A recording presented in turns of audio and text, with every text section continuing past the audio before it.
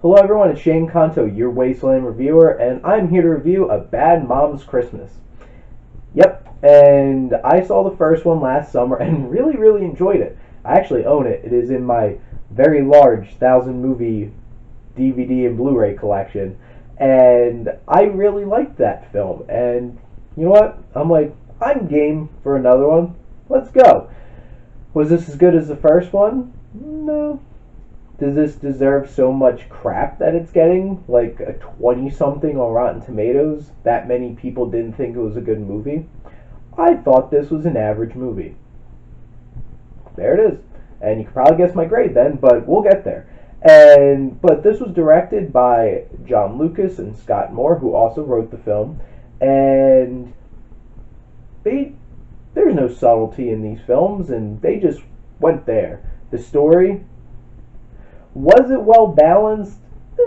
I felt like there's something lost in how much time the three main moms actually spend time together, because most of the time they're spending time with their mothers, and I get that. But some of the best things about the first one was the three of them interacting, and I thought that was they were trying to juggle a little bit too much in this film, and I think it wound up hurting the film a little bit. Now the pacing, this film doesn't stop. We go start to finish. We just go right through. So, was I bored? No, never. This film was going crazy the whole entire time, and boy, did they use montages. Fun, slow-mo, obnoxious montages. And I thought that was an asset in the first one to keep this a little fresh instead of just being a very generic-looking film. And I accept that they needed to do that to shake this film up a bit. Did they use it a bit too much? You could argue that. Am I going to argue that? No, I don't think it's really worth it. But honestly, this film deals with, its tone is, you have to suspend your disbelief. They should have been arrested in the first one, and multiple times in this one, but it just doesn't happen.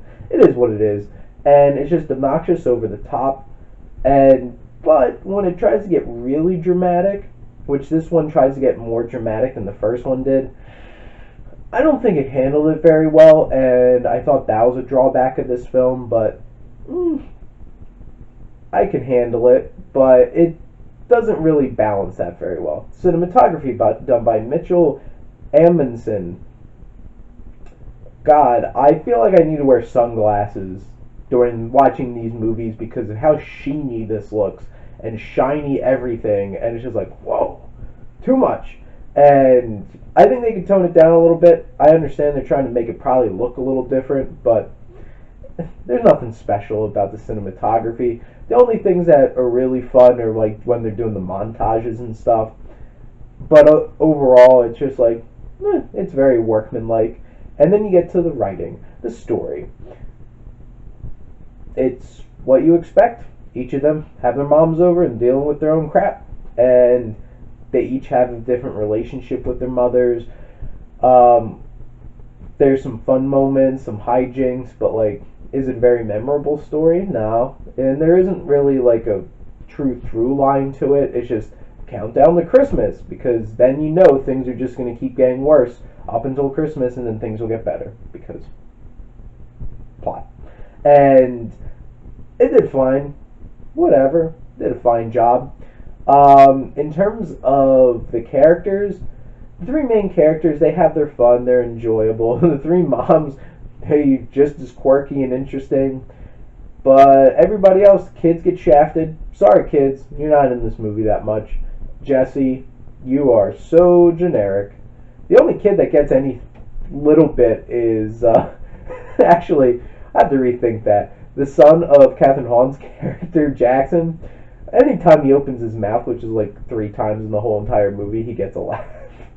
But the young daughter of Jesse, I think she got some moments and using some bad language, but they were fun moments. They got me laughing a bit. And in terms of the dialogue and the writing of the dialogue, I thought there was a lot of funny moments, some good gags. Was it thoroughly funny throughout? No. Some stuff fell flat, and I think some things were a little bit too much. The dramatic dialogue was a bit on the nose and not subtle at all, which none of this film is subtle, but I don't think it worked very well when trying to deal with those dramatic moments.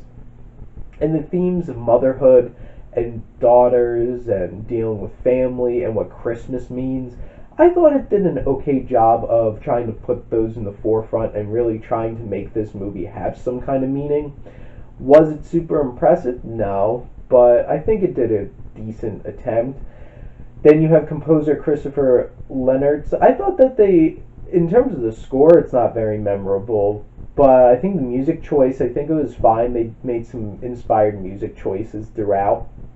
There were some fun moments with some of the montages. Now, the acting. Mila Kunis, Kristen Bell do a really nice job in their roles. Catherine Hahn steals the show, as always, because she goes there. And you could tell she's just going there. And then Christine Baranski as Mila Kunis' mother does a fantastic job. She's a real new standout of this film. Susan Sarandon has a lot of fun as Catherine Hahn's mom. And then Cheryl Hines as Kristen Bell's mom.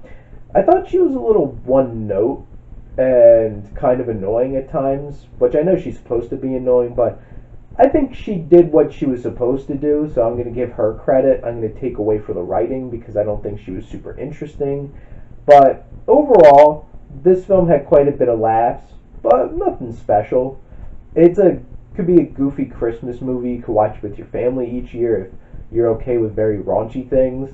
Kind of like Office Christmas Party from last year, except this is less raunchy than that. That movie went places. But overall, I'm not going to be too harsh on A Bad Mom's Christmas. I'm going to give it a C.